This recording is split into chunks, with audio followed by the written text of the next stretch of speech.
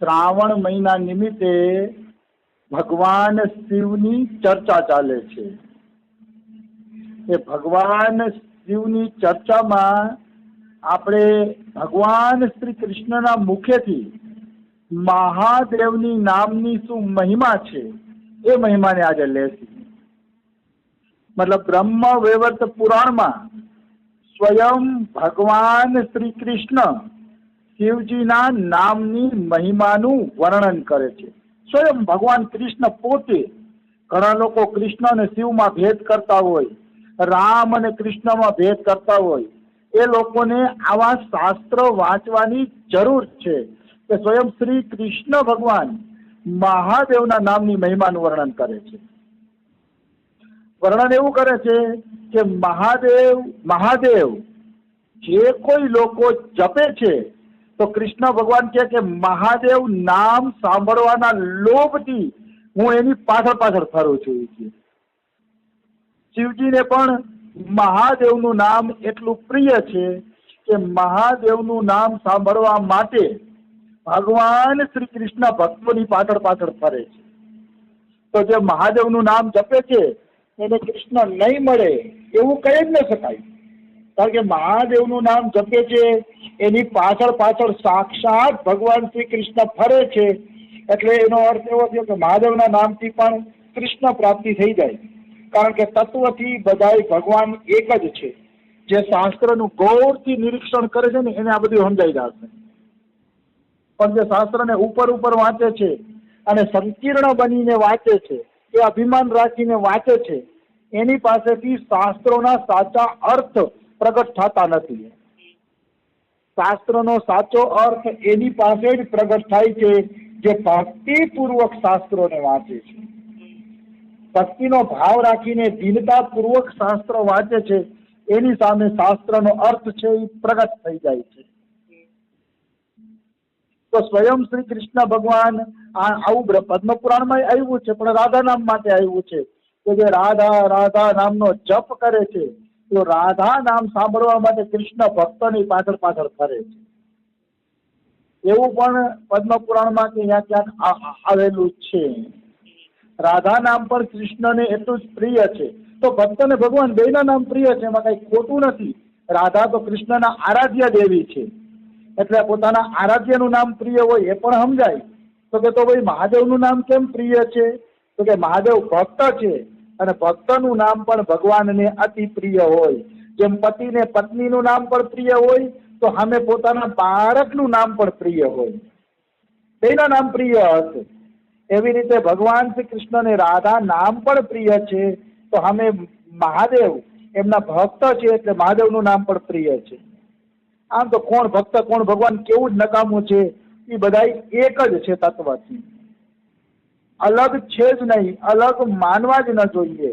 જે કોઈ નામ જપો ભગવાનનું, ભગવાન પાસે પહોંચાડી દેશે, આવી વસ્તુ છે। તો અહીંયા રાધા ચાલીસામાં લખ્યું છે કે યશુમતી નંદન પીછે ફીરી હે જો કહું રાધા નામ સુમીરી હે। યશુમતી નંદન એટલે કૃષ્ણ ભગવાન, આ યશોદાનો દીકરો કૃષ્ણ ભગવાન ભક્તની પાછળ પાછળ ફરશે જે ભક્ત રાધા નામનું સ્મરણ કરશે।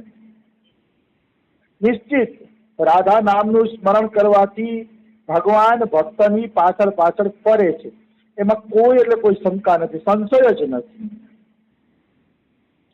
આવી વસ્તુ છે। પછી આગળ આવે છે કે જે શિવ શબ્દનું ઉચ્ચારણ કરે છે અને શિવ શબ્દનું ઉચ્ચારણ કરીને પ્રાણનો ત્યાગ કરે છે તો એના કોટી જન્મોના પાપોથી છુટકારો મળી જાય છે। મતલબ મહાદેવનું નામ જો કોઈના મોઢા ઉપર આવી જાય અને એમાં મરતી વખતે જો મોઢા ઉપર આવી જાય તો એ મહાદેવનું નામ જ એમ કહે છે કે એના કરોડ જન્મના પાપને કાપી નાખે છે। નિશ્ચિત એટલી શક્તિ એક મહાદેવના નામની અંદર છે કે 1 કરોડ જન્મના પાપમાંથી મુક્ત કરી દે છે જીવને, અને નિશ્ચિત અને ચોક્કસ મુક્ત કરે છે, એમાં કોઈ શંકા નથી। પછી કહે શિવ શબ્દનો અર્થ થાય છે કલ્યાણવાચી। શિવ એટલે કલ્યાણ, અને કલ્યાણ શબ્દ છે મુક્તિનો વાચક। શિવજી શિવ નામ જપે છે એને મુક્તિ આપે છે, એટલે એનું નામ શિવ છે. શિવ શબ્દનો જ અર્થ છે જે મુક્તિ અપાવે એ ભગવાનને શિવ કહેવામાં આવે છે. એટલે મહાદેવ ભક્તોના મુક્તિના દાતા છે. કોઈ મહાદેવના નામનું સ્મરણ કરી લે છે તો મહાદેવ એને મુક્તિ જરૂર આપે છે. એમાં કોઈ એટલે કોઈ શંકા નથી. ભાઈ ભગવાન શિવના ધામમાં એવી ખોટ છે કે એ મુક્તિ ન આપે. મહાદેવ છે એ મુક્તિ એટલા માટે આપે છે કે એના ધામમાં કઈ ખોટ નથી. આપણા ગર્ગ સંહિતામાં એવું લખ્યું છે કે ગોલોક ધામની અંદર 50,000 ઓરડા ભક્તો માટે ખાલી પડ્યા છે. 50,000 ઓરડા. કેવા ઓરડા? તો કે ઈ ઓરડા છે ને આરસપાળના એના નથી કે નથી સિમેન્ટના. સાચા મોતી હોય ને, મોતી, એ મોતીની ઈંટો બનાવીને માણેક મોતીના મહેલ ચણાયેલા છે. અને 50,000 ઓરડા ખાલી પડ્યા છે. તો કે 50,000 ઓરડા ખાલી પડ્યા છે તો 50,000 ભક્તો તો અહીંયા જાતા હશે, કારણ કે અનંત બ્રહ્માંડ છે અને બધાય બ્રહ્માંડમાંથી ભક્તો ભગવાન પાસે જાતા હશે તો 50,000 ઓરડા કાયદા ભરાઈ જાય. તો આ સંતો એમ કહે છે, શાસ્ત્ર એમ કહે છે કે એ 50,000 ઓરડા ભરાઈને ત્યાં બીજા 50,000 નવા તૈયાર થઈ જાય છે. ભગવાન પોતાની સંકલ્પ શક્તિથી બીજા 50,000 ઓરડા નવા તૈયાર કરી દે છે. નિશ્ચિત. એટલે ભગવાનના દરબારમાં જગ્યાની તંગી નથી. આપણે એમ થાય કે શિવ નામ લેતા લેતા જીવ મુક્ત થઈ જાય છે તો બધા શિવ નામ જપીને અહીંયા પહોંચી જાય તો ત્યાં કેટલાકની જગ્યા હશે? તો કે અહીંયા અનંત જગ્યા છે. અનંત જગ્યા છે. ધામ છે ને, જેમ જેમ જીવ આવતા જાય ને એમ ધામ મોટું મોટું થતું જાય. આ ધામની વિશેષતા છે. ધામ છે ને ચિન્મય છે. આપણું ઘર છે એવું ઘર નથી. આપણા ઘરમાં તો 5-25 માણસોને બેહાડી દઈ એટલે પછી વાત પતી ગઈ, મર્યાદા આવી જાય, પછી કોઈ આગળ વધુ બેસી શકે નહીં. વધીને આપણા ઘરમાં 5-25 માણસો બેસી શકે, પણ ધામમાં એવું નથી. ધામમાં તો જેટલા માણસો આવતા જાય ને એમ ધામની દિવાલો ખસતી જાય ને ધામ મોટું ને મોટું થતું જાય, ચિન્મય થતું જાય ધામ. એ છે ધામની વિશેષતા. હવે હું તમને એનું ઉદાહરણ આપું. અમારા શ્રી રમેશ બાબાજી મહારાજ કહેતા હતા કે જયારે કૃષ્ણ ભગવાન ગર્ભમાં આવ્યા ત્યારે દેવતાઓ ગર્ભ સ્તુતિ કરવા આવ્યા તો બધાય દેવતાઓ આવ્યા હતા. 33 કરોડ દેવતા આવ્યા હતા. બ્રહ્માજી ને નારદજી ને ઇન્દ્ર ને એ બધા આવ્યા હતા. તો એક નાનકડા જેલના ખાનામાં ઘરમાં 33 કરોડ દેવતા કેમ હમાઈ ગયા? 33 કરોડ દેવતા એની અંદર કેવી રીતે હમાણા? તો કે જયારે જેલમાં આવ્યા ને ત્યારે ધામ ચિન્મય છે. જેલ મોટી થઈ ગઈ અને એવડી મોટી થઈ ગઈ કે 33 કરોડ દેવતા એની અંદર આવી જાય છે.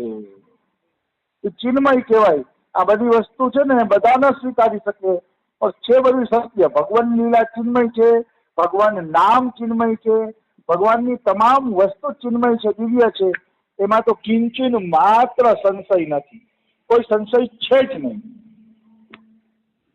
આવી વસ્તુ છે.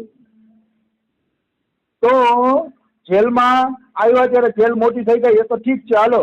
પછી એક વખત અમે વાંચ્યું ભાગવતની અંદર કે દ્વારિકામાં જયારે રૂકમણી હારે કૃષ્ણના લગ્ન થયા ત્યારે રૂકમણીના પપ્પાએ એટલું દહેજ આપ્યું કે 7 અબજ તો દાસી આપી. અત્યારે વિશ્વની વસ્તી 7-8 અબજની છે તો 7-8 અબજ તો ખાલી દાસી દાનમાં આપી.